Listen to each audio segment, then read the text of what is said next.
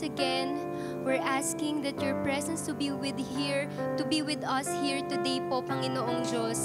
I pray, Lord God, hayaan po ninyo na aming maranasan ng inyong presensya.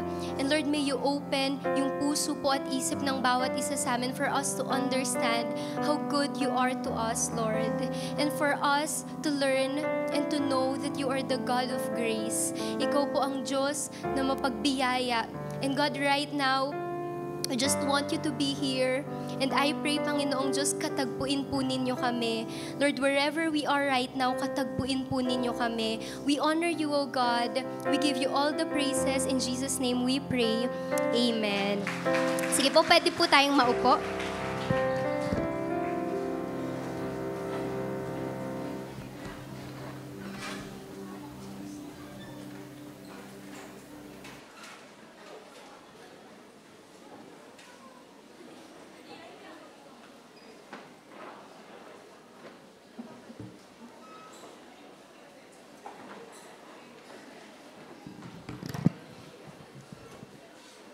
Ayan, magandang umaga po. Yung mga nasa likod po, pwede po kayong makahanap ng upuan.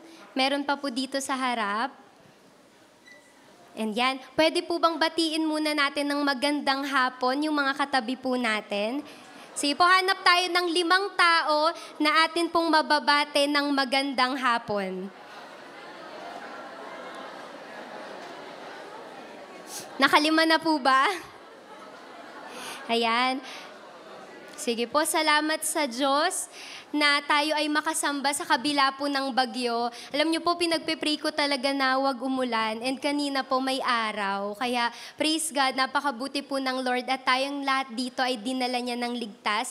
And marami pong gagawin ang Lord sa atin this afternoon. So I pray na let's open our hearts and let's really listen to the word of the Lord sa atin this afternoon po. So ngayon, ang atin pong pag-uusapan, andun pa rin tayo sa series ng Knowing Who He Is. And ngayon po, ang ating tatalakayin is Knowing Who He Is, the God of Grace. Sige, sabi mo nga po muna sa katabi mo, the God of Grace.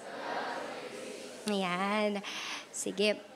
Okay po. So mag-start po tayo. Ayan po ang ating topic. And I know po na sa bawat isa sa atin, personally, pakilala na ang Lord kung sino siya. Because our God is a personal God. So marami sa atin, we know that the God is our provider. Kasi sa panahon na tayo ay na may pangangailangan, nag-provide ang Panginoong Diyos. May mga panahon na tayo ay may sakit and we're praying to God, Lord, heal me. And pinagaling tayo ng Lord. So He is the God we know na healer. Pero ngayon, although you know who the Lord is personally, but today, I will introduce to you our good God. We will get to know who our God is. And now, pag-aralan natin yung character ng Lord, knowing who He is the God of grace. But before I explain yung definition kung ano yung grace and kung ano yung pinagkaiba niya sa iba pang character ng Lord, allow me first to tell a story na for sure familiar yung bawat isa sa atin. Isang story na kung alam man natin, allow natin ang Lord na ma-refresh tayo with this story. So the story is the story of the fallen mankind. Ang story kung saan tayong lahat ay nagkasala and what we deserve because of the sin na nagawa natin. So una, ang kasalanan, sineparate tayo sa Panginoong Diyos. Sino po dito nagkasala at nagkakasala pa rin? Ayan, so aminado po ang bawat isa sa atin. At alam po ba ninyo na ang kasalanan na to ay nag-separate sa atin sa Panginoong Diyos? Kinreate tayo ng Lord to have relationship with Him, but sin broke that connection. In Ecclesiastes 7:20, sabi po dyan, indeed, there is no one on earth who is righteous, no one who does what is right and never sins. So it's the Bible na nagsasabi na walang kahit na sino here on this earth ang righteous, kasi lahat ay nagkasala. And in Romans 3:23, sabi din po dyan, for all have sinned and fall short of the glory of God. So sa mga taong nagkasala, we know this story, sa mga taong nagkasala, ang result po nito, next po natin, Ayan, sa Revelation 20 verse 15, sabi dyan, anyone whose name was not found written in the book of life was thrown into the lake of fire. Sa Revelation po, pinoprophesy kung ano yung mangyayari sa dulo. And meron doon daw na libro na binuksan nila. And sa libro na yon nakasulat kung sino ang makakapasok ng heaven.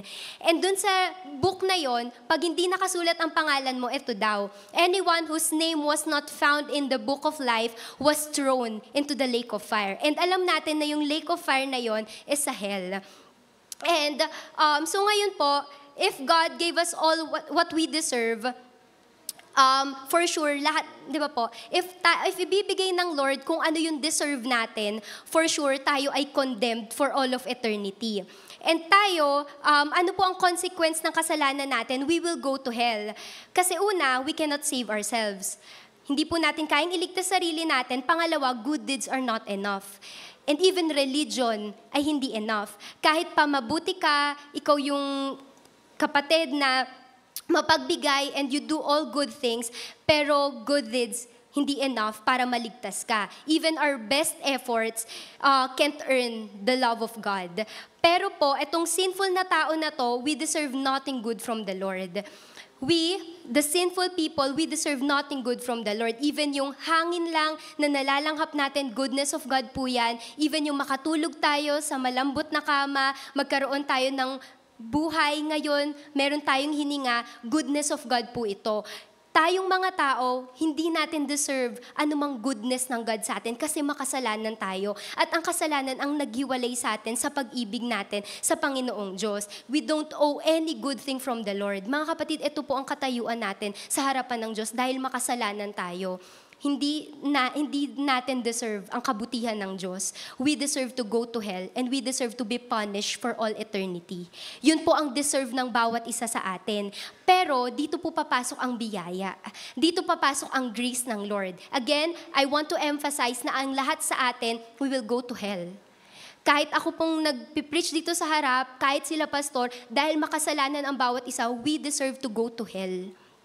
Pero po, dito papasok ang grace ng God. Yung isang makasalanan, sinungaling, mandaraya, manloloko, mayabang, and the list goes on, piniling mahalin ng isang kataas-taasang Diyos. Piniling ibigin ng Diyos, and grace enters not because we deserve it, but grace enters because we need it. Kaya siya binigay ng Diyos, hindi dahil deserve mo, pero kasi kailangan mo. Kailangan natin ang kaligtasan or else we will go to hell. Or else we will be separated to God for all eternity. Ganun po ang mangyayari. And now, how does God show His love for us? In Romans 6:23, says there, "For the wages of sin is death." Ang kabayaran ng kasalanan ay kamatayan. We will all go to hell. We will experience death. But the gift of God is eternal life. Buhay na walang hanggan sa pamamagitan ng Panginoong Jesus. Jesus took our place on the cross. Tayo dapat yung mamamatay, tayo yung merong parusang tatanggapin, pero inako yun ng Panginoong Jesus. Paano pong naging tao yung biyaya ng Diyos? In John 1:14, it says there, "The Word became flesh and made His dwelling among us. We have seen His glory and the glory of the one and only Son who came from the Father, full of grace and truth." So ang Panginoong Jesus, siya yung grace in the flesh. Siya ang grace na binigay ng Diyos sa atin para tayo ay magkaroon ng buhay na walang hanggan. In verse 17, same chapter, "For the law was given through Moses."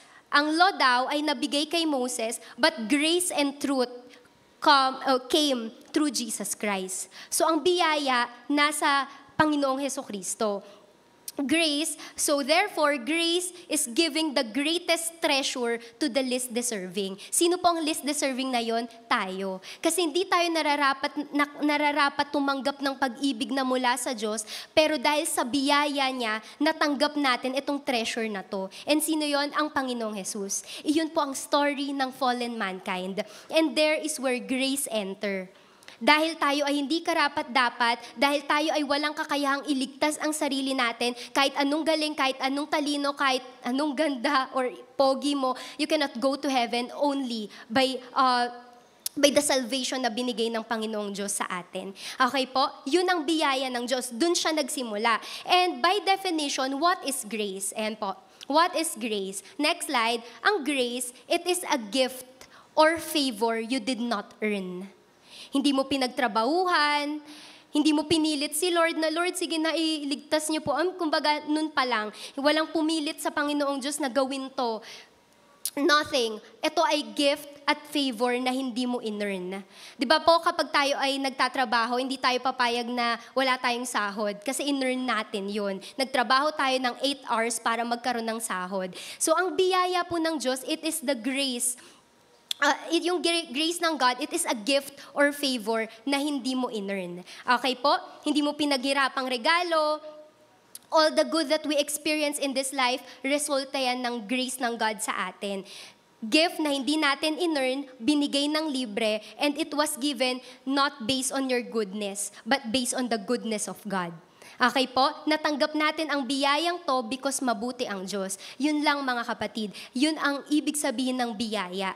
Ang kabutihan ng Diyos sa isang taong makasalanan na nagkaroon tayo ng buhay na walang hanggan, we don't deserve that. We will all go to hell. But because God is good, we have this good grace na nanggaling sa Panginoong Diyos. Gets po natin? Yun po yung reason kung bakit nag-enter ang biyaya ng Diyos. Mahal niya tayo and sa pamamagitan ng kanyang pag-ibig, binigay niya ang grace in the flesh. At yun ang Lord Jesus Christ na nagligtas sa atin. Doon po dumating ang biyaya ng Diyos. Okay po?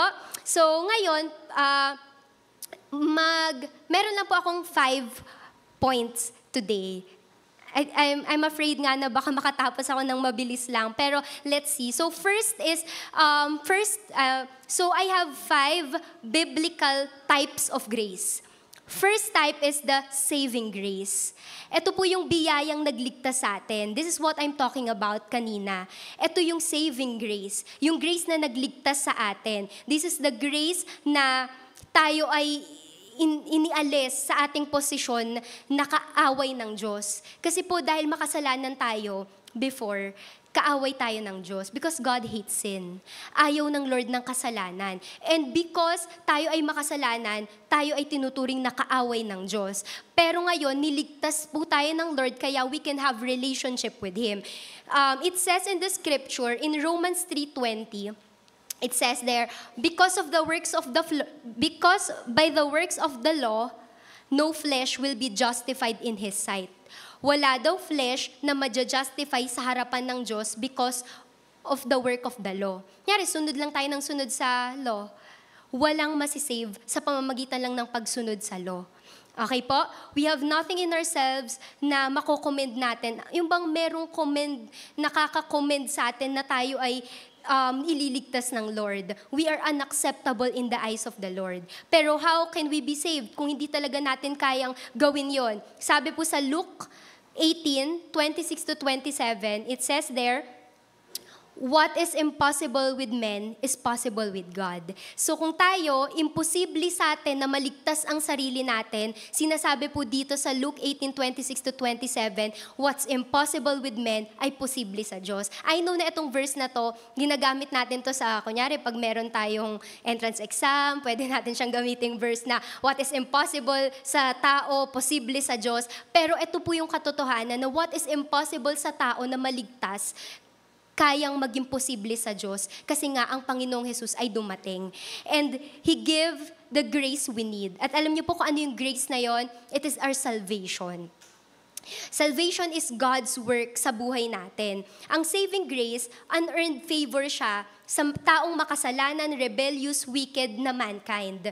So ayun po yung pinaiikutan ng saving grace. Niligtas ng Diyos ang mga taong makasalanan. Niligtas ng Diyos ang mga taong rebelde, wicked, walang ibang ginawa kundi saktan ang Lord sa mga decision na ginagawa niya in everyday ng buhay niya. But still, ang Lord mahal tayo, na kahit makasalanan tayo, binigay niya ang Lord Jesus.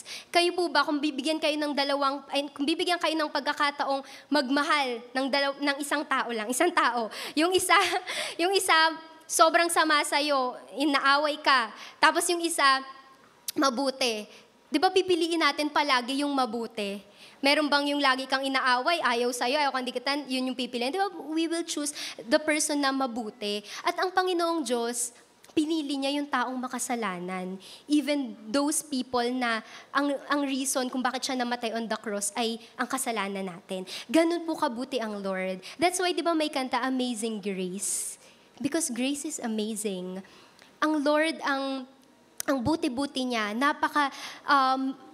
napaka-marvelous ng kanyang biyaya. And umpisa pa lang po to. We're just talking about the saving grace of the Lord. Ang biyaya niya sa atin. So our saving grace is Christ Himself. Yung work niya sa cross ay ang nagligtas sa atin, hindi dahil mabait or excellent tayo. Kaya mga kapatid, wala tayong maipagyayabang. In Ephesians 2 verse 8, it says there, "For by grace you have been saved through faith.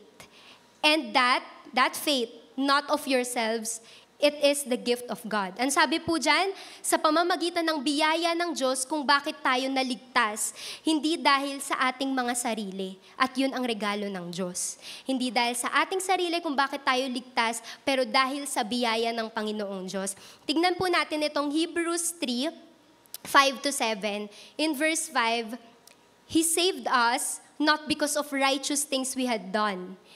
Niligtas daw tayo ng Lord hindi dahil sa righteous thing na nagagawa natin, but because of His mercy. Sabi dyan, He saved us through the washing of rebirth and renewal of the Holy Spirit. Verses 6-7, whom He poured out on us generously through Jesus Christ our Savior. Paano daw ng Lord pinore out yung grace niya sa pamamagitan ng Panginoong Yesus so that having been justified by His grace, we might become heirs having the hope of eternal life.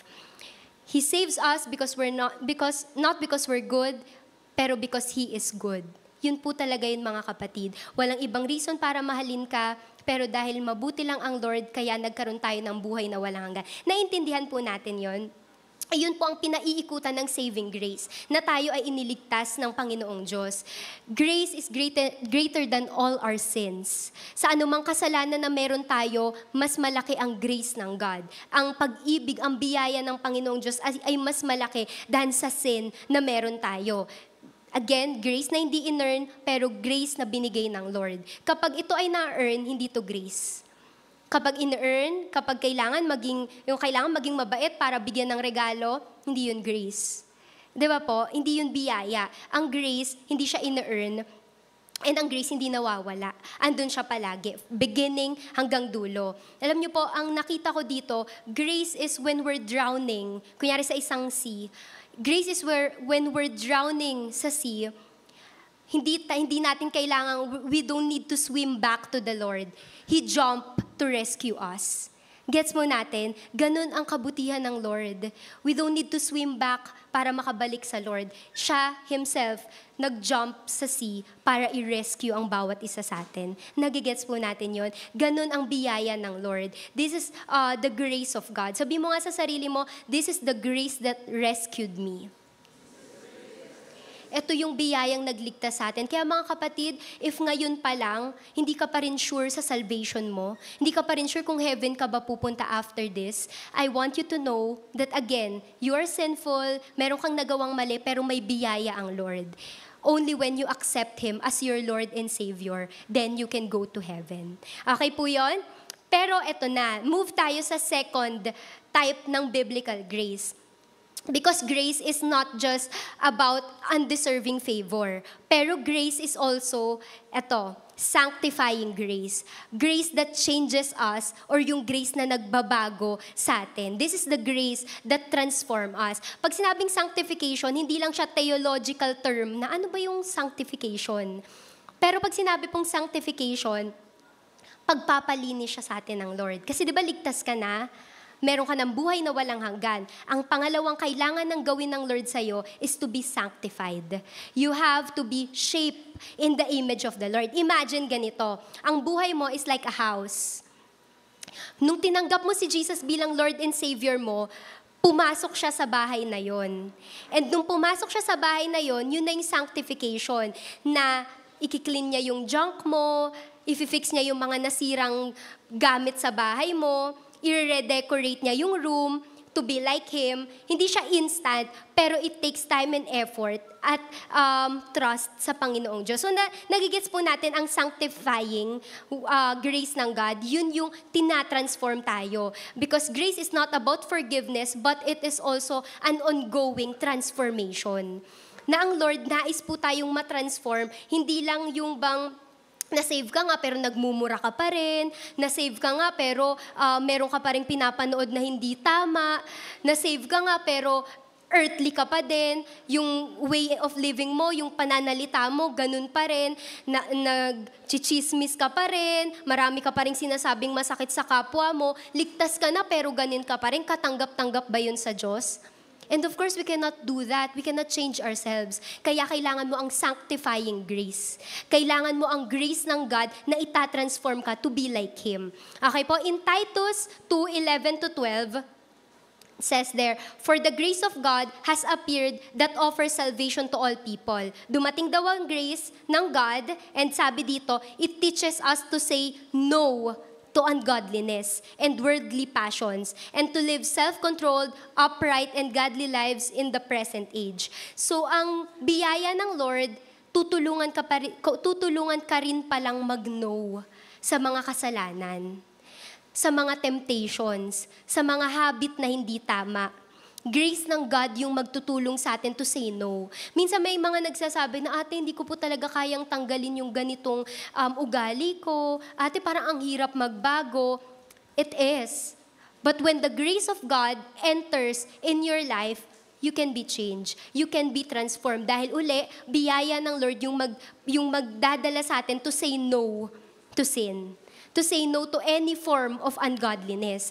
But dahil alam natin na mabuti ang Diyos, mapagbiyaya ang Diyos, grace also is not a license to sin. Hindi siya free pass para magkasala tayo. Patatawarin naman pala ako ng Lord so pwede pa rin akong gumawa ng mali. So mamayang gabi magsasorry na lang ako kay Lord. Tapos, sige, magngongopya na ako sa katabi ko. Mamaya, promise, Lord, sorry po talaga, magsusorry po ako sa gabi.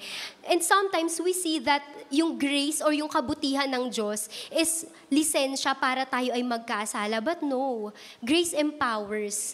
Grace changes us. Tinatransform tayo ng grace, hindi tayo dinadala para magkasala. Nagigets po natin yun, mga kapatid? So ang sanctifying grace ng Lord, it empowers us para mag-turn away sa mga kasalanan at mag-pursue ng holiness. In 1 Thessalonians 4:3-7, sabi po dyan, it is God's will that you should be sanctified. Ano daw po ang will ng Lord? Na tayo ay matransform, na tayo ay ma-shape, na tayo ay sanctify. Pero itutuloy ko po itong verse na to. Hindi ko lang nalagay dyan. In 1 Thessalonians 4, verse 3 yan, babasahin ko yung 4-7. Sabi dyan, it is God's will that you should be sanctified. Sabi dyan, that you should avoid sexual immorality, that each of you should learn to control your own body in a way that is holy and honorable, not in passionate lust like the pagans, who do not know God, and that in this matter no one should wrong or take advantage of a brother or a sister. The Lord will punish all those who commit such sins. As we told you and warned you before, for God did not call us to be impure, but to live a holy life. Ngayon, will ng God masanctify tayo para hindi na daw tayo mag-commit ng kasalanan. Gusto ng Lord na tayo ay makaranas ng kanyang biyaya para we can say no to sin. Na kapag nag-creep in sa atin yung wrong thoughts, say no to it agad. Kasi hindi yun will ng Lord. Pag merong agad pumasok na kasalanan sa puso, tanggalin agad kasi hindi yan will ng God. And sabi sa Acts 20 verse 32, "Now, I commit you to God and to the word of His grace, which can build you up and give you an inheritance among all those who are sanctified." Ang word of grace na tinutukoy dyan, sabi po, di ba, "Now I commit you to God and to the word of His grace." Na i-build up ka daw. Yung word of His grace is ano yon? The Bible. Yung word of His grace na tinutukoy dito, It is the story of God for the undeserving. Story of the goodness of God for the undeserving. That's why important na nagbabasa tayo ng Bible kasi it builds us up. Di ba po sa Bible, hindi lang naman natin binabasa yung mga pangako ng Diyos. Pero sinasabi doon ng Lord how to live. Yun nga ang manual ng buhay natin eh. Di ba? Ang nakasulat sa Bible, yun yung gagawin natin. Kaya po sabi dyan, kinocommit tayo ng Lord to the word of His grace, yung kanyang biyaya sa atin. And yun yung una na nagdadala para tayo ay masanctify. Ano po yung una? Bible or Word of God. Kaya importante po ang devotion. Tanungin mo ang katabi mo, nakakapag-devotion ka pa ba? Ayan. Kasi ang magdadala sa atin para masanctify tayo ay ang word of His grace. Ang kanyang grace sa atin. So number 1, yan yung magdadala para tayo ay masanctify. Pero pangalawa, alam po ninyo kung ano pa ang pwedeng mag-shape at mag-transform sa atin, mag-sanctify sa atin. Pangalawa ay trials. Sabi mo nga sa katabi mo, trials. Mga kapatid, let's clearly listen to this. Ang trial, isa siyang expression of God's grace. Because if you don't see it that way, it will be hard for you to rejoice in them. 'Di ba? Kapag ang trial, hindi mo nakikitang biyaya ng Diyos para magbago ka, mahirapan kang magsaya kapag meron kang situation in life na hindi maganda. Pero why God will allow us na magkaroon ng trouble sa buhay natin? Why does God allow trial and troubles in our lives? Kasi 'di ba, we draw closer to God when there's storms in life than in our successes. Kapag merong storm yung buhay natin, mas lumalapit tayo sa Lord. Kapag may trials, dun lumalapit. Pero pag tayo successful na, kapag ang ganda na nang nangyayari sa buhay, nakakalimutan na ang Lord. That's why in some way, ang Panginoong Diyos, ginagawa niyang biyaya ang trials para ma-express niya yung biyaya niya sa atin. It's a good perspective, mga kapatid, to see that trial is an expression of God's grace sa atin. Di ba, if you have problem, if there's a situation ang hirap-hirap, kanino lalapit? Sa Panginoong Diyos. And yung trial na to, binabago din tayo. So right now, if you have problem, if you have suffering, trials, change perspective, biyaya to ng Diyos, ikama-mature to ng pananampalataya ko. Okay ba yun? Ikababago ng buhay natin kasi yun yung gusto ng Lord na mangyari sa atin. Kung merong trials ang buhay natin, biyaya yan ng Lord. And next slide po, sabi dyan, God's grace comes in the form of fire. Ang biyaya daw ng Diyos, which is yun nga, yung trials, it comes from the form of fire. Not to burn you, but to refine you. Kasi di ba po ang gold, malalaman lang tunay ang gold kapag may trials or yung kapag siya ay dinaan sa apoy. Tapos pag kuminang siya sa dulo, ibig sabihin, totoo yung gold na yon. Ganon din po tayo. Tinitignan ng Lord kung totoo ang pananampalataya natin na kahit napakaraming sitwasyon ng buhay natin and then kuminang pa rin yung pananampalataya natin, then ibig sabihin, totoo siya.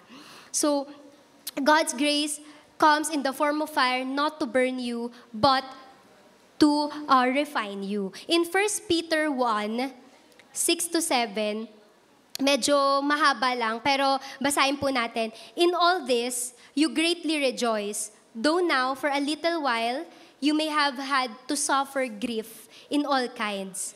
Baka ngayon, meron tayong dinaranas na bigat or lungkot, meron tayong pinagdadaan ng mabigat, pero sabi dyan, no, this have come so that the proven genuineness of your faith, of greater worth than gold, which perishes even though refined by fire, may result in praise, glory, and honor when Jesus Christ is revealed. So ang trials po, biyaya siya ng Diyos para tayo ay ma-refine, para tayo ay maging karapat-dapat sa harapan niya. Okay po ba yon? So trials are grace because they don't just change the situation, pero they change us. Yun po ang ginagawa ng trials, binabago ang bawat isa sa atin. Chine-change yung attitude mo, yung character mo, yung hindi mapagpasensya, pero dahil nagkaroon ng sitwasyon sa buhay na kailangan niyang maging patient, naging mapagpasensya. Dito po sa Romans 5, 3-4, not only so, but we also glory in our sufferings. because we know that suffering produces perseverance. Perseverance, character, and character, hope. Ano daw po ang dinadala sa atin ng suffering? Perseverance. Matututo ka ng maging taong merong, yung nagpe-persevere.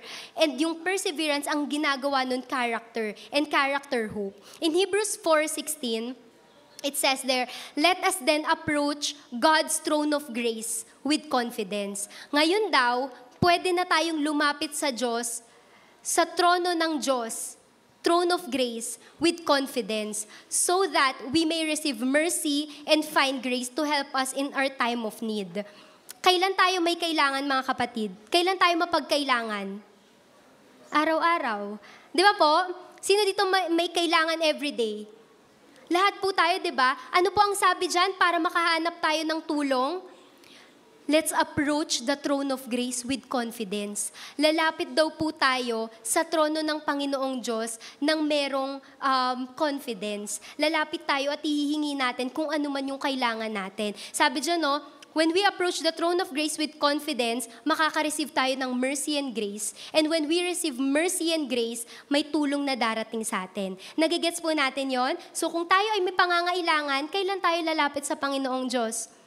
Everyday din. Kasi everyday when we come to God, magbibigay ang Lord ng tulong sa bawat isa sa atin. Okay po? So God gives us grace to shape us and to sanctify us. Binigay ng Diyos ang kanyang biyaya para tayo ay magbago. Kasi kung tayo at tayo lang, hindi natin kayang baguhin yung sarili natin. Okay po? And this is progressive. Sa buong buhay mo, babaguhin ka ng Diyos. Lifelong process siya na maging katulad ka ng Lord. Hindi ngayon, pag nabago ka na, okay na, pero sa bawat step ng buhay mo, binabago tayo ng Panginoong Diyos. Yung mga, nakarinig na po ba tayo ng mga testimony? Yung dati, ganito yung buhay niya, and then binago siya ng Lord. Yung dati, satanic siya. Nakarinig na kayo ng ganung story na satanic siya, hindi siya naniniwala sa Panginoong Diyos, but suddenly, dahil sa biyaya ng Lord, binago siya. And now, he can testify na merong kayang gawin ang Lord sa taong makasalanan dahil kaya siyang baguhin. Nagigets mo natin yon na ang Lord nais sa atin na magbago. And that's how grace is. And that's how grace ay nagpa-function sa buhay natin. Binabago tayo. And I pray na ang bawat isa sa atin maging participative tayo sa sanctifying work ng God. Minsan, di ba, iniisip natin, bakit kaya si ate ang mature na ng pananampalataya niya?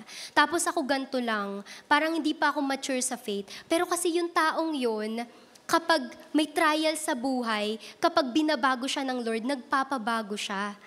Hindi siya mahirap turuan, hindi siya mahirap i-correct. Kaya tayo, kailangan nating maging participative. Kailangan nating mag-participate sa Lord sa pagbabago na ginagawa niya sa buhay natin para mag-mature tayo. Mga kapatid, pag ayaw natin na binabago tayo ng Lord, hindi ka magmamature. Forever ganyan ka na lang. Pero ligtas ka naman.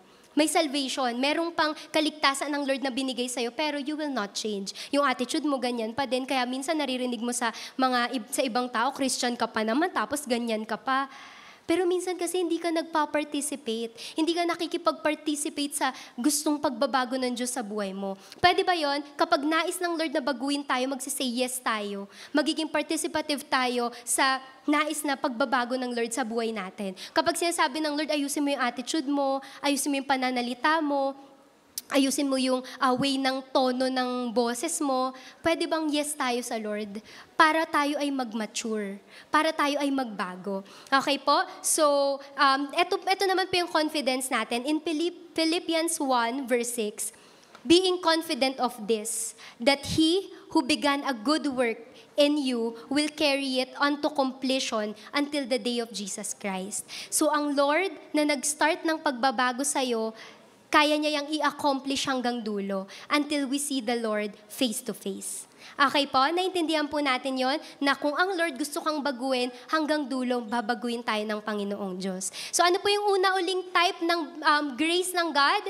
Saving grace. Pangalawa is sanctifying grace. And now, let's move naman dito sa pangatlo. sustaining grace. Ito yung grace na nagsusustain sa atin. Mga kapatid, in our journey as a Christian, there will be moments of our lives na may hard times, may heartbreak, may mga temptation, may weakness, may pressure na pwede tayong dalhin para sabihin sa Lord na suko na ako, Lord. Give up na ako. Dumating ba tayo sa time na yon na Lord, give up na po ako. Masyado nang heavy yung dinadala ko. Masyado nang mabigat yung dinadala ko. Pero alam po ninyo, our strength to get through all this, to endure, to keep on believing in the Lord, and to remain faithful to God is His sustaining grace. Na kahit ang hirap ng nangyayari, na kahit nakakapagod yung sitwasyon, merong sustaining grace. Merong biyaya ang Lord para yung we hold it up all together. In 2 Corinthians 12:9, sabi po dito, "My grace is sufficient for you, for my power is made perfect in weakness." Ibig sabihin ng sufficient, sapat. Sufficient means enough, never lacking. Sapat, hindi nagkukulang. Ano daw yung sapat at hindi nagkukulang? Biyaya ng Diyos. Sabi ng Lord, my grace is sufficient for you.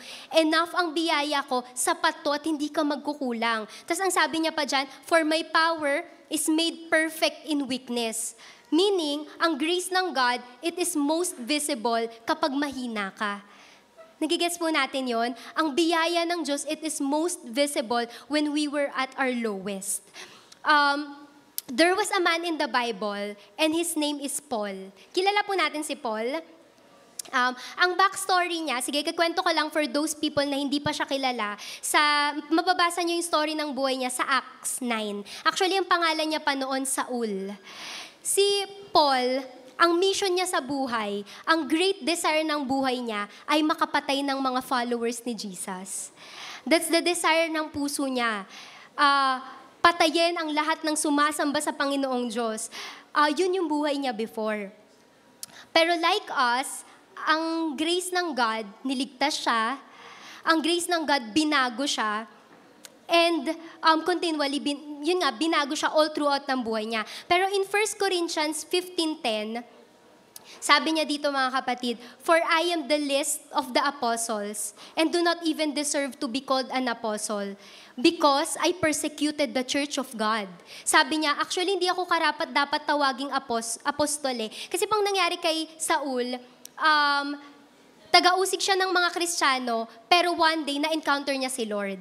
Tapos niligtas din siya ng biyaya ng Diyos, and then after siya maligtas, nagkaroon na siya ng mission na i-share niya yung gospel sa ibang mga tao. Di ba ang galing?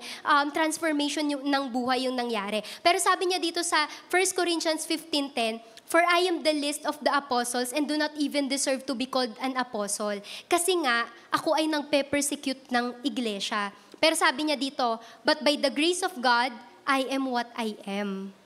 And His grace to me was not without effect. No, I work harder than all of them, yet not I, but the grace of God that was with me."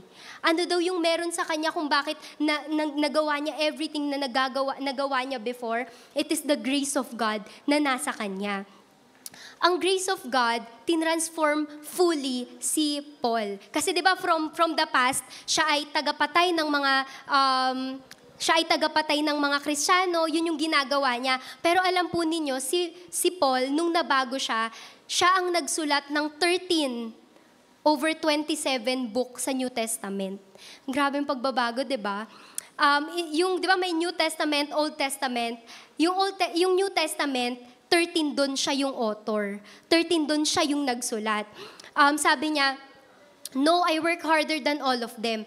Pero hindi ako, pero ang biyaya ng Diyos, yung nagdala sa kanya para magawa niya lahat ng yun. Kung ba't nagawa niya everything. After his conversion, nung na-convert na yung buhay niya, his life was fully sold out for God and for the kingdom. So, pinreach niya yung gospel sa iba't ibang parte ng mundo. So, di ba nga po, ganun yung background niya, pero nabago siya ng Lord. And alam po ninyo, ang ginawa niya na, nagsabi siya sa sarili niya na ang plano ko, i-share ko na si Jesus sa iba't ibang parte ng mundo. Sa mamatay o mabuhay, i-share ko ang Lord Jesus. So, nung time po na yon, meron siyang first missionary journey sa Church of Lystra. Kasama niya si Barnabas nung time na to. May kita yon sa Acts 14:8-22. Pwede niyo siyang basahin. Nung time na yon, nandun na sila sa church na yon. Tapos sinishare na nila si Jesus. Sinasabi nila na ang Panginoong Jesus namatay on the cross for us. Tapos nagpapagaling sila ng may mga sakit nung time na yon. Tapos yung mga tao doon inaccept din si Jesus as their Lord and Savior. Pero fast forward, merong mga nagalit. Kasi doon sa lugar ng Lystra, merong mga naniniwala kay Zeus, yung God ng thunder, yung mga ganon, yung iba't ibang yung gods and goddesses. So nagagalit sila, sinong God yung tinutukoy mo? Ang kilalang Diyos lang namin si Athena, si Zeus, yung kung alam niyo yun, yung sa Greek mythology, yun yung kinikilala nilang mga Diyos. So nagalit sila. Tapos alam niyo po ang ginawa kay Paul, sa kanilang dalawa ni Barnabas, nag-throw sila ng stone hanggang mamatay yung dalawa. Ganun yung persecution na naranasan ni Paul nung time na yon. And hindi lang ganun yung naranasan niya. Pero according to theologians and historians, na-whip siya, tapos na-stone siya to death, 5 to 6 years ang buhay niya nasa bilangguan, he faced abandonment, any ounce of pain na endure niya, lahat ng yon. And sa 2 Corinthians 4:16, sabi niya po dito, si Paul, sa kung anong naranasan ng buhay niya, sobrang hirap, sobrang bigat. Ito sabi niya sa 2 Corinthians 4:16, therefore, we do not lose heart. Though outwardly, we are wasting away, pero inwardly, we are renewed day by day. Growing up, etong taong to, si Paul, strong believer siya. Pero ang sinasabi niya, kahit strong yung pananampalataya niya, by the grace of God, I am what I am. Di ba yun yung sabi niya kanina? Sa pamamagitan ng biyaya ng Diyos, I am what I am. Sabi niya, no, I work harder than all of them, yet hindi ako. Pero ang grace ng God, yung nasa akin, kung bakit niya nagagawa yon. Mga kapatid, to live for God is to acknowledge yung kahinaan natin at dependency natin sa Diyos. Yun po talaga yun eh. Kasi si Paul, nung panahon na yun, wala din siyang magagawa. Pero ang kanyang confidence ay yung grace ng God na nasa buhay niya. On your strongest days, you are too weak to live for God without God. Kahit sobrang strong mo, on your strongest days, you are too weak to live for God without God. Kahit pa napaka-strong mo pero wala ang Diyos sa buhay mo, you're still weak. And you can't live a single moment of faithfulness to Jesus Christ outside sa biyaya ng Diyos. Hindi natin magagawa lahat to, mga kapatid. Hindi natin kayang maglingkod, hindi natin kayang maging magaling sa anumang bagay, hindi natin kayang makapag-win ng mga tao. It's all because of the grace of God. Yun yung pilit sinasabi ni Paul. Biyaya lang ng Diyos lahat ng to kung bakit kaya niyang gawin ang lahat ng nagawa niya. And then, in 2 Corinthians 12:7-10, sa verse 7 muna, sabi dyan, therefore, in order to keep me from becoming conceited, para hindi ako maging mayabang or mapagmataas, I was given a thorn in my flesh, a messenger of Satan to torment me. So, sa buong panahon ng kanyang paglilingkod, meron daw thorn in the flesh na nilagay ang kaaway sa kanya. Tapos 3 beses niyang iniiyak sa Lord, Lord, remove this thorn of flesh. Pangalawa pa, Lord, remove this thorn of flesh. Then pangatlo, Lord, tanggalin niyo na po itong thorn of flesh. 3 beses siyang nagmakaawa sa Lord na tanggalin yung thorn of flesh. Pero did the Lord remove the thorn of flesh? Tinanggal po? Hindi. Pero kung in-answer ng Lord yung prayer ni Saul, yung prayer ni Paul, na tanggalin yung thorn of flesh na yon, to remove the trials, maybe we will not hear this. Yung sinabi niya sa verse 9. Kung tinanggal ng Lord yung thorn of flesh, maybe we will not hear this. Sa verse 9, He said, my grace is sufficient for you. Sabi ng Lord sa kanya, ang biyaya ko ay sapat para sa'yo, for my power is made perfect in weakness.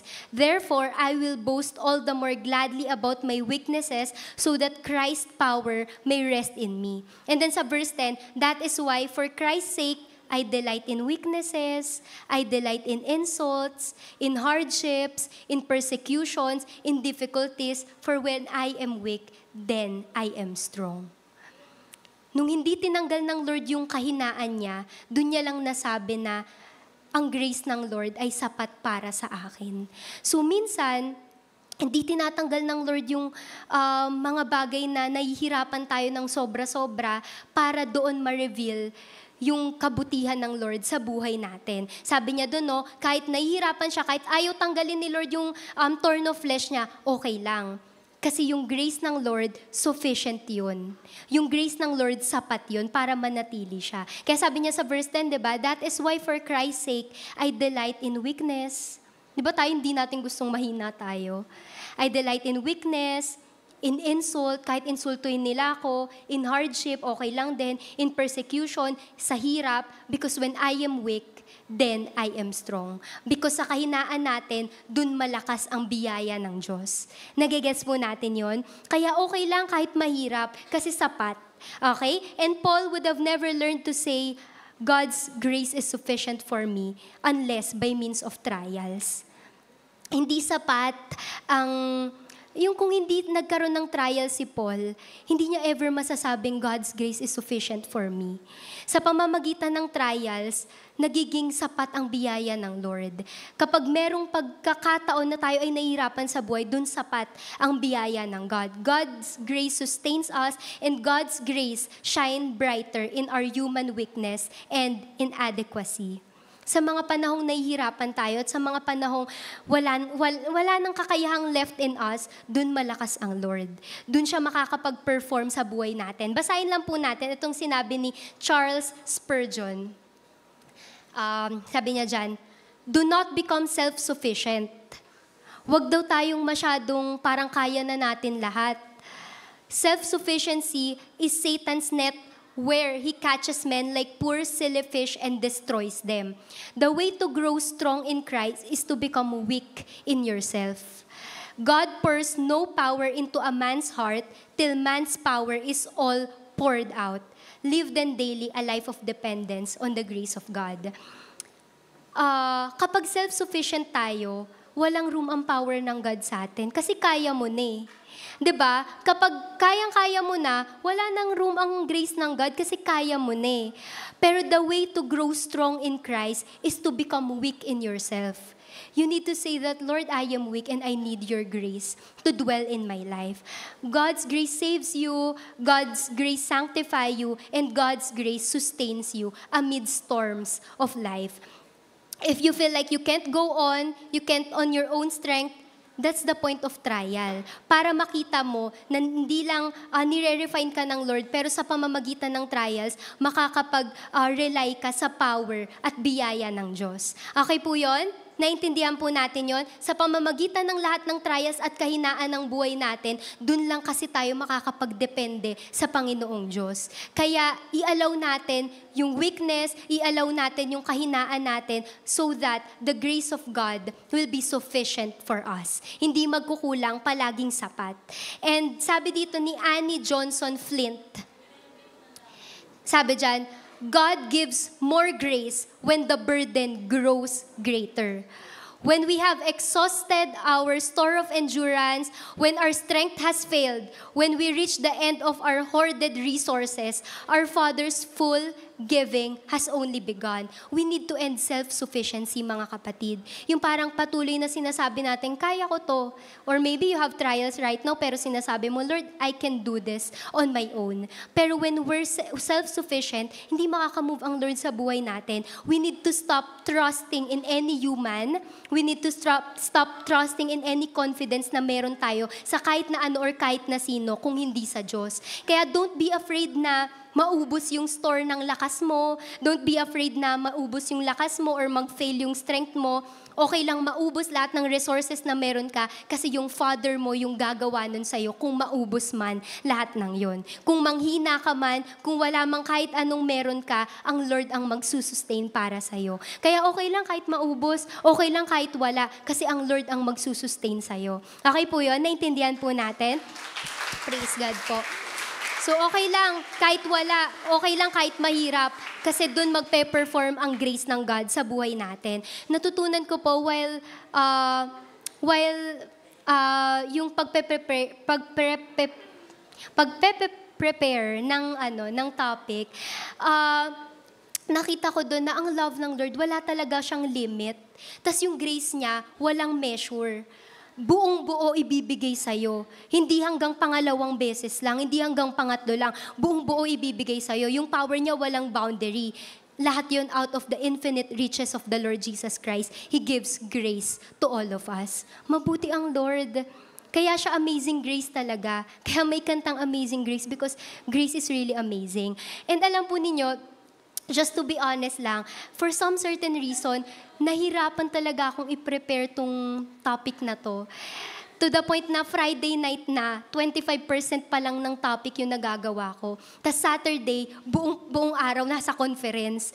Tapos nung gabi nilagnat ako. So natulog lang ako kagabi. Tapos kaninang umaga ko siya tinapos. Mga 2 ako natapos sa PowerPoint na yan. Pero alam niyo, lagi ko lang sinasabi, Lord, ngayon wala na akong mapagmamalaki at all. Even yung strength ko, nag-fail na. Kasi ang sama na talaga ng pakiramdam ko. Pero I know there is where your strength will come in my life. There is where your grace will come in my life because walang-wala na ako or any in me. Ganun po ang Lord. Kaya sa panahon na mahirap ka or sa mga panahon na mahina ka, rejoice. Sa mga panahon na hindi mo kaya, rejoice. Bakit? Kasi dun ang power ng Lord magdedwell sa buhay mo. Okay po? So ngayon, if you're tired, if you're hurting, kung discouraged ka, you're just pretending na strong ka ngayon, it's okay to be weak. You need the grace of God. Kung mahina ka ngayon, you need the grace of God. At ayun, yung magsusustain sa'yo. Kasi sufficient ang grace niya. In Isaiah 40:30-31, it says there, even youth grow weary and tired, and young men stumble and fall. But those who hope in the Lord will renew their strength. Sino daw ang magre-renew ng strength kung napapagod at nahihirapan? Yung mga nag-hope kay Lord.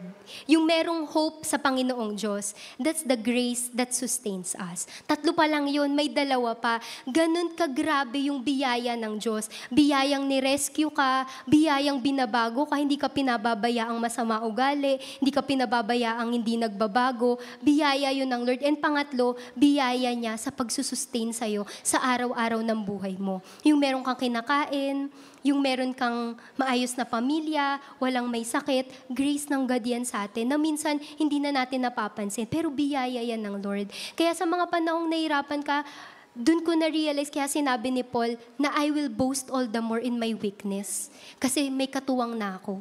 May tutulong na sa akin. Sino? Si Lord. Pero sa mga panahong kaya ko to, I don't need the Lord in my life right now because I can do this. Everything is going well. Di go, kaya mo. Pero sa mga panahon na mahina tayo, doon dadating ang biyaya ng Diyos sa atin. Okay po? Then ang pang-apat, second to the last, bibilisan ko lang po itong pang-apat. Ang pang-apat is the empowering grace or ang serving grace ng God. Yung grace na to, ito yung nag-e-equip sa atin. Mabilis lang, Matthew 28:19-20. It says there, therefore go and make disciples of all nations, baptizing them in the name of the Father and the Son and of the Holy Spirit, and teaching them to obey everything I have commanded you, and surely I am with you always to the very end of the age. Mga kapatid, ito ay ang huling utos ng God sa atin. The Great Commission. Ano pong sabi dyan? Go and make disciple. Humayo ka at gawin mong alagad ko ang lahat ng tao sa lahat ng bansa. Command to ng Lord sa atin.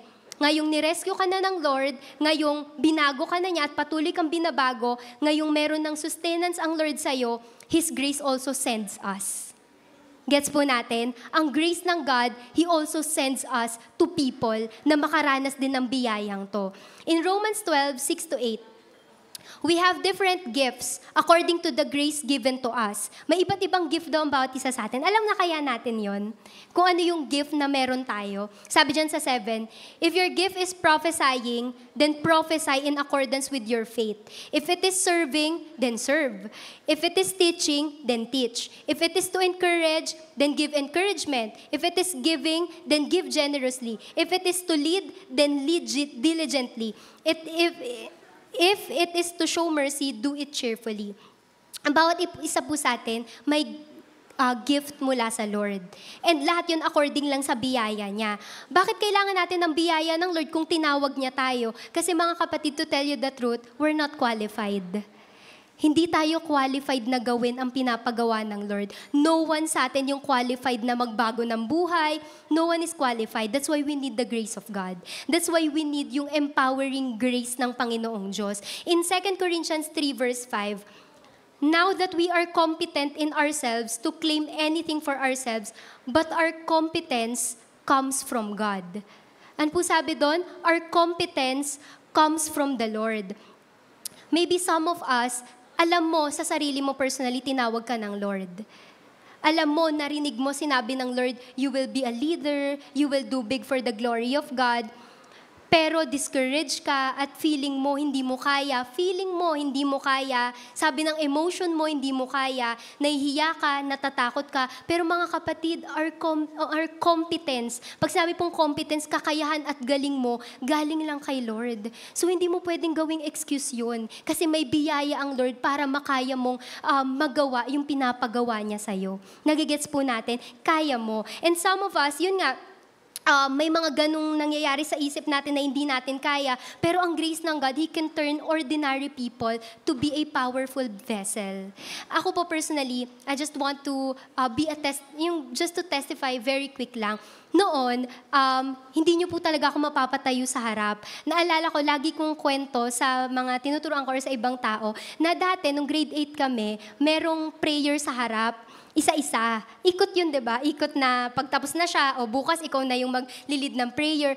Prayer ayaw ko. Sabi ko dun sa best friend ko, nakatabi ko, uy, ikaw na, saluhin mo na ako, ikaw na lang mag-pray. Because even prayer, I cannot do in front of people. Tapos hindi rin ako makapag-English noon. Naalala ko, somehow inaasar-asar ako ng mga classmate ko kasi hindi ko kaya mag-English, mali-mali. Ganun talaga. Pero I don't know what happened. It's all because of the grace of God. Kaya totoo yung sabi ni Paul, I am what I am because of the grace of God. Walang maipagmamalaki. Ang competence natin galing lang sa Panginoong Diyos. Okay po?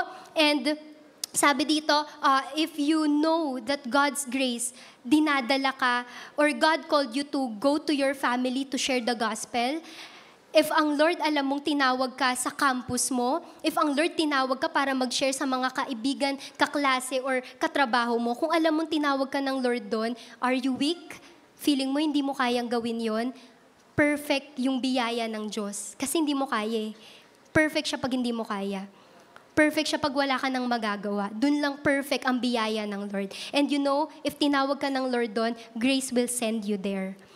Ang biyaya ng Lord ang magdadala sa'yo para magawa mo yun. Kasi i-empower ka ng biyaya ng Lord. Siya ang tumawag, siya ang mag-e-empower. Hindi ikaw. Kasi hindi naman talaga natin kaya on our own. In Ephesians 4:1, as a prisoner for the Lord, then I urge you to live a life worthy of the calling you have received. Hindi ko alam personally if kung sino dito nakatanggap na ng tawag ng Lord sa buhay niya. But you know it. Hindi ko alam, di alam ng katabi mo, pero alam mong tinawag ka ng Lord. Pero ang utos dyan, therefore I urge you, mabuhay ka worthy of the calling na tinanggap mo. Karapat dapat sa tawag ng Diyos sa'yo. Hindi mo binitawan yung tawag sa'yo, hindi mo tinanggihan, hindi ka natakot, sumunod ka. Kasi sa lahat ng yon, hindi naman ikaw gagawa eh. Biyaya pa rin ng Lord. Naintindihan po natin, it's always the grace of God that will lead us para magawa natin yung pinapagawa niya sa atin. Kaya walang reason. Walang reason para sabing hindi natin kaya. Kasi sapat ang biyaya ng Diyos. Eh di aminin mo na lang mahina ka. Kasi ang strength niya ay made perfect in weakness. Okay po? So, hindi mo kaya, kaya ng Diyos. Susunod ka lang, kaya ng Diyos. Biyaya niya yun sa atin. Ang grace ng God, it gives us the ability to serve, to lead, and to live with purpose. You're not just saved para umupo lang dito, pero ine-empower ka ngayon ng Lord para mag-serve, mag-lead, at tumulong sa ibang tao, makabalik din kay Lord. Di ba ayaw natin tayo-tayo lang? Ayaw natin tayo lang nakakaintindi ng grace ng God. Gusto natin ibang tao kilala din si Lord. And since yun yung mission natin ngayon, mag-move forward tayo in that direction. Okay po? Sa church natin, meron tinatawag na destiny training. Meron po tayo ditong life class. Yung life class, it helps the new believer na mag-grow sa lakad niya kay Lord. Speaking of life class, start na po sa mga kababaihan next Sunday. So, yun po. And then pangalawa naman, meron din tayong School of Leaders. Dito tinitrain ka para maging leader. Kaya wag po nating ayawan ang ganitong mga program ng meron ng church. It is for you, para mag-grow ka. And pero ito, remember everyone, the way and motivation behind all our service for the Lord is grace of God. Huwag malilimutan na ang lahat ng to is sa biyaya ng Lord. Yun nga, sabi dyan, no, the way and the motivation behind our service is the grace of God. So, ang motivation ba't naglilingkod? Biyaya ng Diyos. Ang paraan para magawa ang paglilingkod? Biyaya ng Diyos. Anong ibibigay natin sa tao? Biyaya ng Diyos. Sa lahat ng gagawin natin, biyaya lang ng Lord. And may we be bold communicators of this grace para sila din makakilala kay Lord. Gets po natin? Okay po, so ano uli yung unang type ng grace ng God? Saving grace. Pangalawa po, sanctifying grace. Pangatlo, sustaining grace. And pang-apat is this, equipping or serving grace. And then we will go to the last part ng ating type ng biblical grace. So the last one is the eternal grace.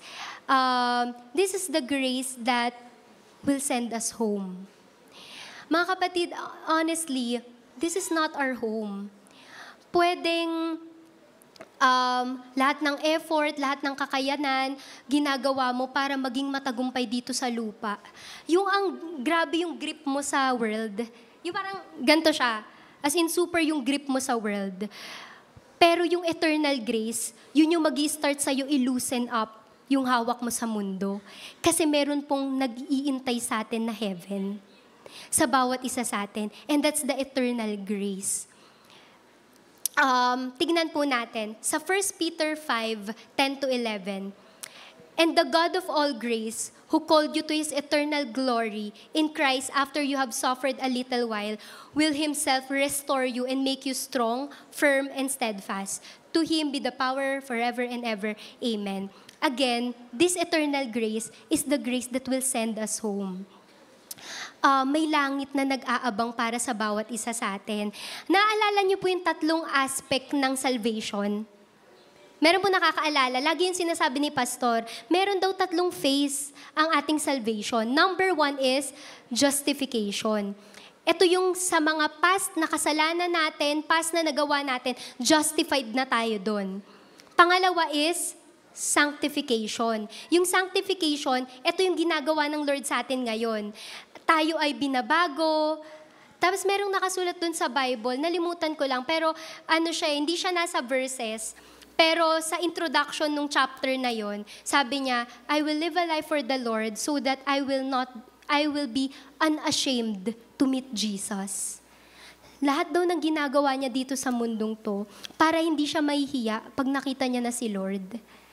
Na nilive ko yung life ko ng maayos, Lord, worthy ako sa calling mo sa akin, nagpabago ako sa'yo, and equipped ako ng biyaya mo. Yun yung pangalawa, sanctification. Pero ang pangatlo kasi, ang finality ng salvation natin, mga kapatid, the completion of grace and the finality of our salvation is the glorification. Kung saan itong katawan na to, na mamamatay, itong katawan na to na nagpe-perish, papalitan ng katawang panglangit. Yun po yung biyaya ng Lord sa atin.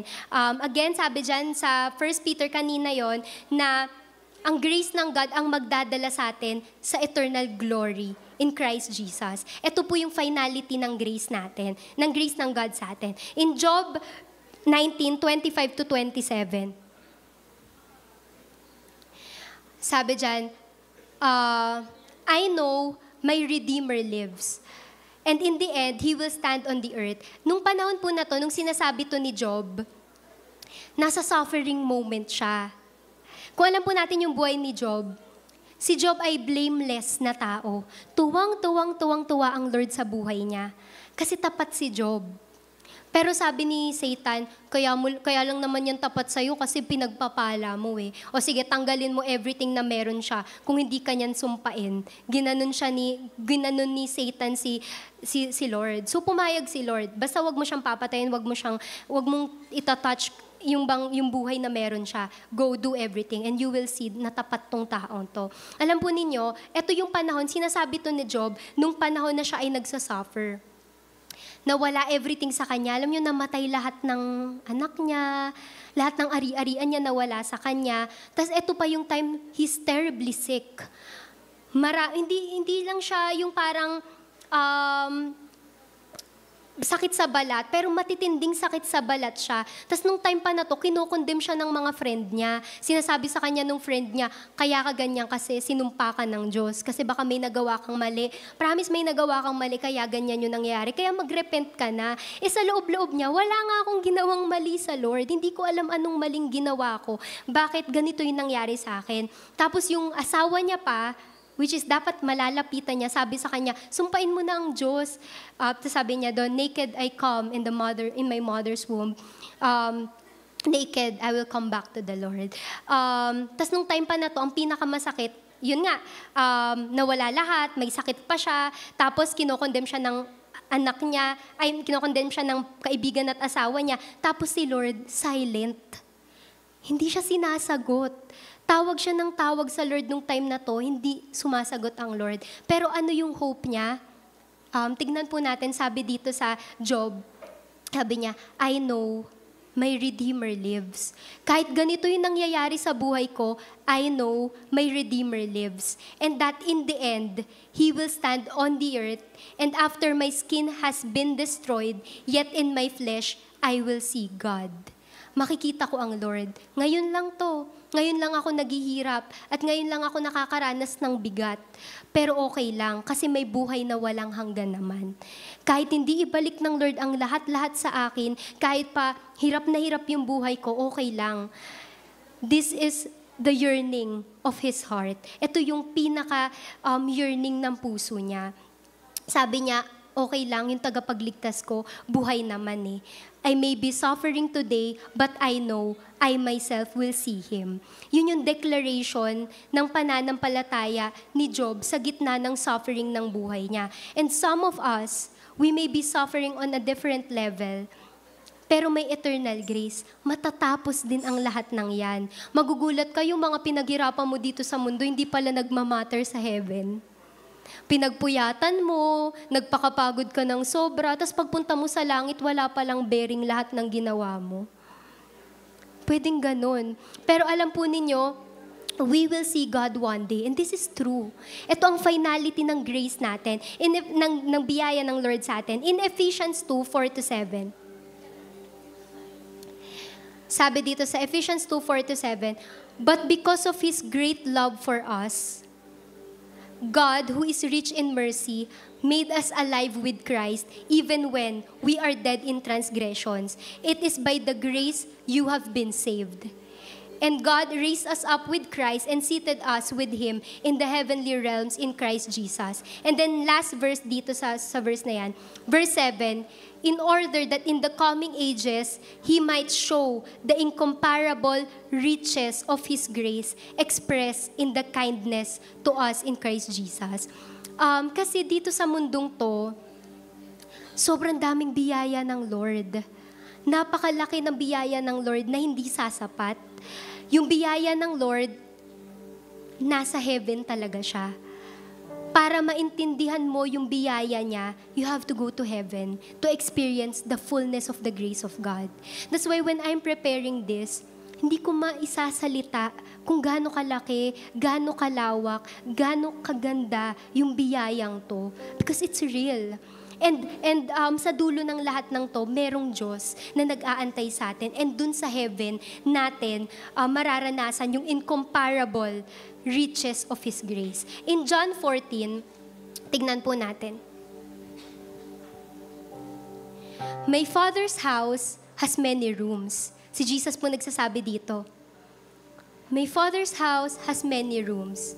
If that were not so, would I have told you that I am going there to prepare a place for you? And if I go and prepare a place for you, I will come back and take you to be with me, that you also may be where I am. Ang Lord daw, sa bawat isa sa atin, nag-prepare siya ng kwarto para pagpunta mo doon, meron kang, pagpunta mo doon sa heaven, meron kang bahay na matitirahan. Again, you will not ever understand kung gaano kabuti ang Lord, kung gaano kaganda yung pinepare niyang tirahan para sa bawat isa sa atin. Amazing ang grace ng God. Kaya kinconclude ni Paul in Romans 8:18, I consider that our present sufferings are not worth comparing to the glory that will be revealed to us. Okay, so sinabi ni Paul dito na kino-consider niya lahat ng suffering na nararanasan niya ngayon incomparably better sa heaven. Okay lang mag-suffer dito, okay lang magkaroon ng problema dito sa mundong to, okay lang na nahihirapan ako, pero after this, may heaven naman. And pinrepare yun ng Lord para sa atin. So yung mga momentary affliction natin, yung mga hirap na dinadaanan natin ngayon, hindi kasunod yan eternal glory agad. Preparation yan for the eternal glory. Nagigets po natin? Lahat ng trials na to, itong momentary affliction natin, gaya nung kay Job, hindi eternal glory agad, pero preparation sa pagdating natin at pagpunta natin kung nasan si Lord. Part ng preparation niya sa atin is ma-endure natin yung buhay na to. Kaya, we can conclude that suffering is not meaningless. Suffering is meaningful because it prepares us for the grace God will pour upon us in glory. At sa heaven yun, mga kapatid. Nagsasuffer ka ngayon, pero pag nag-endure ka, sa lahat ng sufferings na yun, may heaven. May pinrepare ang Panginoong Diyos na place para sa'yo. And in 1 Corinthians 2:9, however, as it is written, no eye has seen, no ear has heard, no human mind can conceive the things God has prepared for those who love Him. Akala natin yung reward na yun dito sa mundo. May reward ang Lord dito sa mundo, pero ang reward ng katapatan mo, andun yun sa langit. And it's all the grace of God, the eternal grace of God that will lead us there. Kasi dun lang makukumpleto yung grace na buong buo ng Panginoong Diyos sa atin. Kasi ano uli yung tatlong phase ng salvation natin? Number 1, niligtas ka ng Diyos. Pangalawa, sinasanctify ka ngayon. Pero pangatlo, glorified body. Yun yung completion ng biyaya ng Lord. Na itatransform niya ang body mo na nagpe-perish, ang body mong naluluma, into a glorious body. Yun po yung nais ng Lord. This world, in 1 Peter 1:4, this world, sabi dyan, and into an inheritance that can never perish, spoil, or fade. This inheritance is kept in heaven for you. Etong inheritance po natin na to, hindi daw nagpe-perish, hindi nag-i-spoil at nagfe-fade. Di ba ang mundo pong to, nagpe-perish, nag-i-spoil at nafe-fade? That's why our inheritance is not in here. Wala dito ang inheritance natin. Nasa heaven, mga kapatid ko. Andun ang inheritance natin. And tingnan lang natin yung picture ng promised heaven sa atin. Ang promised heaven, kaya siya grace ng God kasi hindi natin kayang makapuntang langit. Hindi tayo pwedeng lumapit sa presensya ng Diyos kasi banal ang Panginoong Diyos. Pero biyaya ng Lord na makakaakyat ka ng heaven and to meet the person that loves you so much. And that's the Lord Jesus Christ. Biyaya niya po yun. At ang picture ng heaven, hindi lang siya gold, hindi lang yun yung reason ba't gusto nating makapunta doon. We want to go there because Jesus is there. That's the main reason. Lagi ko yung sinasabi sa mga nasyesharan ko, hindi mo lang gustong pumunta ng heaven kasi ayaw mo nang mapagod dito. O kaya kasi ayaw mo lang mapuntang impyerno. Gusto nating pumunta ng heaven kasi andun si Jesus. Someone who died for us and loved us so, so much. Jesus is in heaven and that's enough. We are looking forward to heaven because we will be reunited with the Lord. Sabi dun sa kahapon, sa pinuntahan naming conference, sabi niya dun, nilulook forward natin ang heaven kasi mare-reunite na tayo kay Jesus finally. Kaya if you do not desire Jesus, there's something wrong in your heart. Kasi siya ang focus ng Christianity. So kung andito ka pero hindi mo mahal si Jesus, may mali sa puso mo. Kung hindi siya ang pinaka-desire ng puso mo, yaman pa rin, it's not wrong. Kasi kaya kang pagyamanin ng Lord. Pero kung pamilya pa din, any crown that you have to lay down at the foot of the cross, kailangan wala na yun. Ang pinaka-importante sa puso mo, si Jesus. Kasi siya yung reason ba't ka Kristiyano. Walang ibang rason, hindi para yumaman, hindi para maging maganda ang buhay. Pero kasi, ang Panginoong Hesus, siya yung pinakagusto ng puso mo. And again, our inheritance is in heaven. Our reward, mga kapatid, for our faithfulness is in heaven. In Matthew 5:12, sabi dyan, rejoice and be glad because great is your reward in heaven. It will be grace for all eternity. Yun yung finality ng grace na tinatawag. Hindi lang siya about sa goodness of God, hindi lang siya about sa niligtas ka, pero gaya ng sabi ko, it sanctifies you. Grace that leads you to say no to sin. Grace that leads you to be sustained. Grace that empowers you para makapaglingkod. Pero as well as, ang pinakadulo ng lahat, eternal grace. Sabi ko nga kanina, when you look forward to heaven, yung grip mo sa mundo, maglo-loosen up. Yung sobrang kapit na kapit ka sa mundo, tas mapipicture out mo yung heaven na sobrang ganda, bibitawan mo yung grip mo sa mundo eh. Kasi incomparably better doon. Yun yung tunay na buhay. Sabi ko nga baka yung mga pinaghihirapan mo dito, pagdating mo sa heaven, hindi pala nagmamatter doon. Napagod ka pa, nagpuyat ka pa, tapos wala naman palang bearing sa langit. So wala lang din. Sabi ni Charles Spurgeon, the best moment of a Christian's life is his last, because it is the one nearest to heaven. Ang best day daw natin dito, yung last day mo dito. Kasi yun yung pinakamalapit na makakapunta ka na ng heaven. Ang buti ng Lord, makakapunta tayong langit. At biyaya lang yun. Hindi yun magagawa ng kahit na sino. That's why amazing grace. Kasi amazing talaga ang biyaya ng Lord. And Paul concludes sa letter niya, sabi niya dun sa letter niya, the grace of the Lord Jesus Christ be with all of you. To remind you that there is home for us all. And one day, you will experience grace for all eternity. Thank you, Jesus, because hindi lang siya theological term, yung grace, pero grace appeared. And that's through Jesus Christ. So, sa 1 John 3:2, last verse natin, when Christ appears, we shall be like Him, for we shall see Him as He is. Katulad na natin. Hindi na mamamatay na body, pero katulad na ng Lord. Grace will bring us home. It is grace that will bring us to heaven, mga kapatid. And to welcome us in heaven, reward yun ng Lord. Actually, nung sinabi ng Lord Jesus na meron siyang hinahandang place for us, hindi siya reluctantly nagsasabing, pwede kang pumunta ng heaven.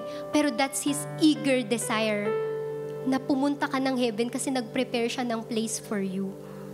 And that's the finality of our grace, to be glorified in heaven with the Lord. So, praise God po. So, ngayon mga kapatid, I would want sana na na isa-isay natin yung biyaya tas hingin natin sa Lord. Kung sinong kailangan ng rescue, kung sino yung gusto pang magpa-sanctify, kung sino yung gustong magpa-sustain kay Lord ngayon, tapos kung sino yung gustong magpa-empower, and who wants to remember the eternal grace. Gusto ko pa sana yun, pero tayo na lang tayong lahat mga kapatid. And let's use this time to remember the goodness of God through His grace. If right now, if anyone among you who wants to receive yung makabalik sa saving grace ng God, kung meron sa atin longing sa holiness, kung meron sa atin nagnanais na makapag-say no na talaga sa mga kasalanan, kung meron sa atin nahihirapan na papagod, in our weakness, He is our strength.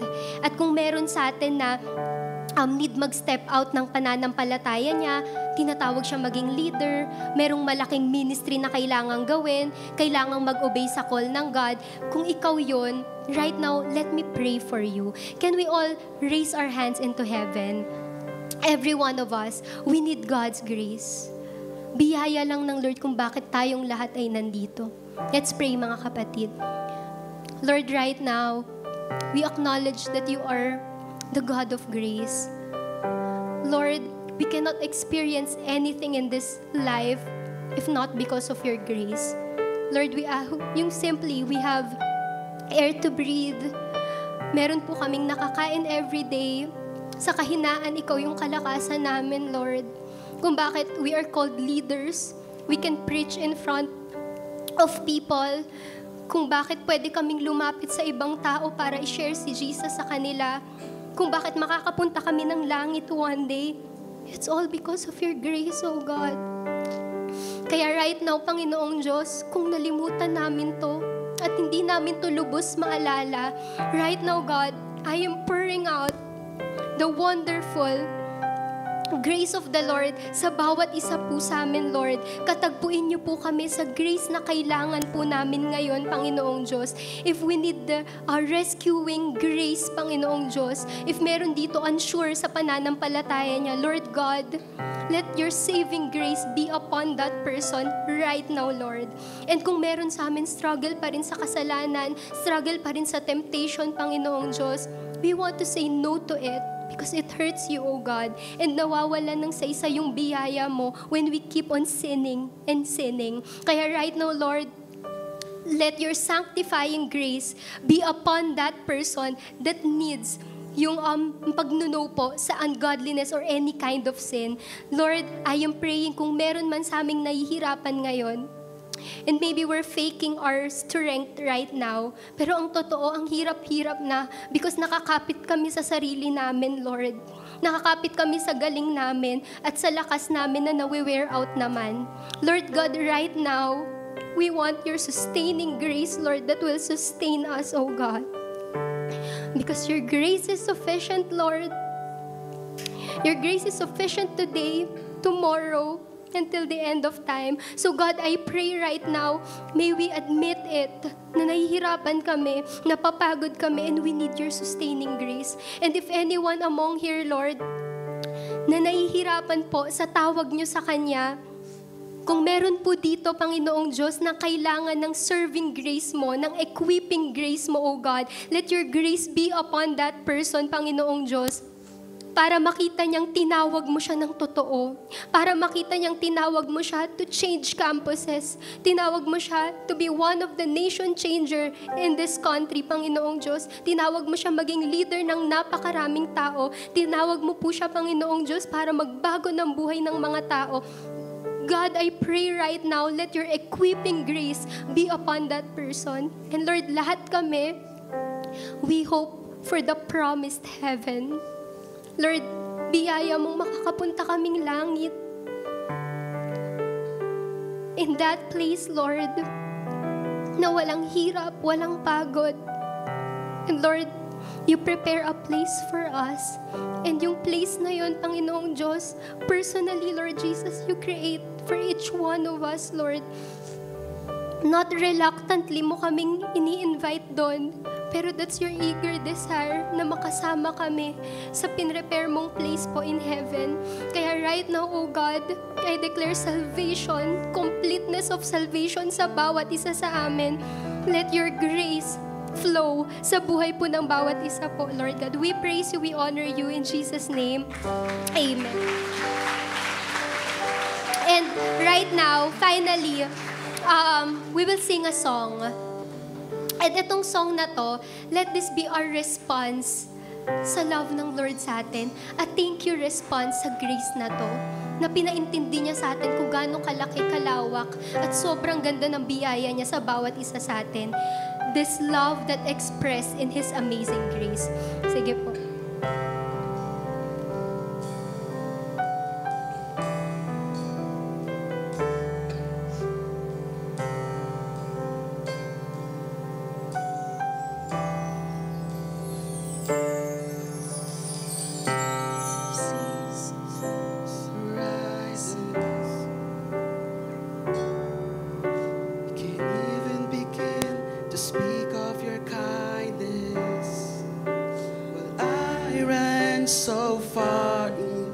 redemption. Still you give life without question.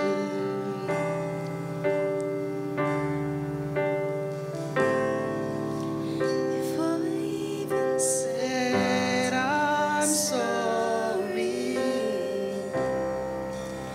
you made a way for me. How deep is your love? How high is the one who forgives and forgets all our sins? How great is your grace? I'll never forget all you've done. Oh, how deep is your love?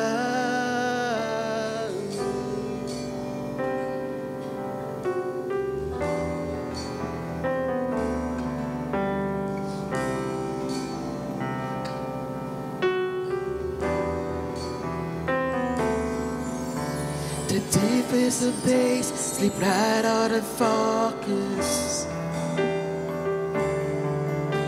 No valley outdives your depths of redemption. You stay me down in green pastures, so I'll rest beside your still waters.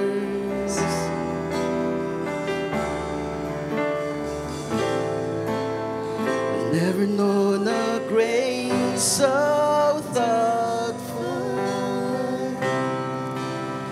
You always makes a way.